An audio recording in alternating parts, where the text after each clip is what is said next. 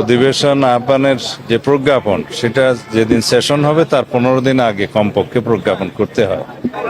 তো এই সামারিটা জাতীয় সংসদ সচিবালয় থেকে মাননীয় প্রধানমন্ত্রীর দপ্তর হয়ে রাষ্ট্রপতির কাছে যাবে।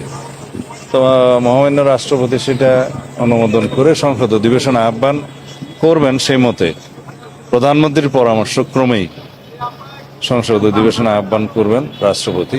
সেটা নির্ধারণ হয়েছে 12 তারিখে মার্চের সংসদ অধিবেশন আহ্বান করা হবে। এবং সেই অধিবেশনে কি কি কর্মসূচি থাকবে, কার্যসূচি, অর্ডার অব দি ডে, সে বিষয়ে আলোচনা হয়েছে।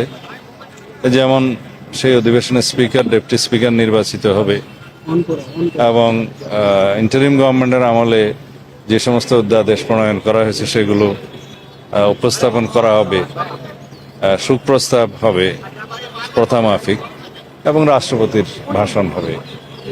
আর অন্যান্য যে সমস্ত বিষয় থাকবে সেগুলো পার্লামেন্টের রেগুলার যেগুলো জব সেগুলো হবে। এই আলোচনা সেটা নির্ধারিত হলো। নতুন সভাপতি নির্বাচনের বিষয়ে আলোচনা প্রথম অধিবেশন না, সে বিষয়ে এখনো কোনো আলোচনা হয়নি। স্পিকার, ডেপুটি স্পিকার সেগুলা পরে হবে। না, এরকম একটা সংবাদ আমাদের কানেও এসছে। আমি এটা খোঁজ নিতে বলেছি, তদন্ত করে আমাদেরকে রিপোর্ট সাবমিট। যদি সেরকম কিছু হয়, এটা আমরা এই সমস্ত বিষয়ে কঠোর ব্যবস্থা নেব। আর শোনা যাচ্ছিল পুলিশের টপ লেভেল পর্যন্ত পরিবর্তন আসতে পারে, সেটা কি শীঘ্রই আসবে নাকি আরো দেরি হতে পারে?